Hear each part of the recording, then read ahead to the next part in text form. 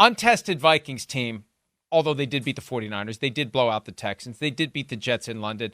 There's still this weird feeling of, though, are they the best team in the division? Because they haven't played the best team in the division yet, and they will on Sunday when the Lions at 4-1 come to town. We saw what the Lions did to the Cowboys on Sunday. We see how good that offense is. The Vikings had an extra week to get ready for this one. Is that enough to keep the magic going for a Vikings team that few expected to be undefeated through 5 weeks? Well, the Vikings come in with a tough defense and they put a lot of pressure on you. Brian Flores, he wants to blitz. But the thing about the Detroit Lions, they have a real big physical offensive line and they can play whatever game you want to play. If you want to get into the point of blitzing, they can run the ball downhill. And the thing about that blitz, Mike, you can blitz a linebacker. If he gets pushed by a lineman and he gets shoved that way, there's so many gaps and so many openings against the Minnesota Viking defense. You can run downhill. You can do trick plays against these guys.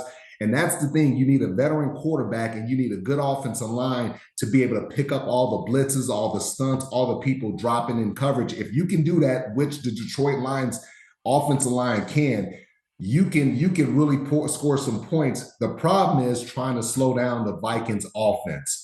They got so many guys, and it's not just Justin Jefferson. They got other guys that have stepped up, that have played well. Minnesota Vikings offensive line, they've played well. Sam Darnold has been fantastic. I still think that he should be in the MVP consideration right now. So I do have the Vikings winning this game, but I like the Lions because of their veteran leadership on that offensive line. We talked about Aaron Jones earlier. I think he's the key for the Vikings. He was limited in practice on Thursday after not practicing on Wednesday. It was a hip injury coming out of the London game. It's a hamstring injury as it was described on Wednesday and Thursday.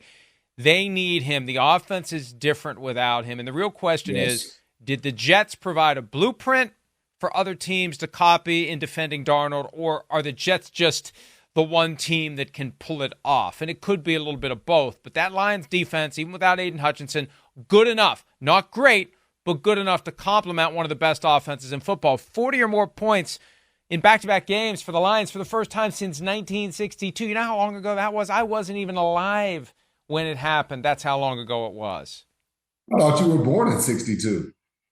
I was born in 65. Don't make me older than I am, please. Oh, my fault. But I'll just tell you this. I'm not 60 yet. I got 7 more months to enjoy not being 60. Not that I care. I really don't care. It's better than the alternative. You look good, Mike, for your age. Well, these lights and the filter on the camera is very helpful. If there is. All right, let me just say this about the loss of Aiden Hutchinson. I think that is devastating. I mean, this guy, not just his impact on the field, but in the locker room. When you're game planning against this guy, you got to get 2 guys on him. It's just such a huge loss, especially with a defensive coordinator he's still growing as a defense coordinator. Aaron Glenn, defensive, he's still growing. I mean, he's still a young guy, as the defensive coordinator. And I just think that, hey, this defense is just completely different without Aiden. That constant pass rush, the effort, the example that he sets every single day.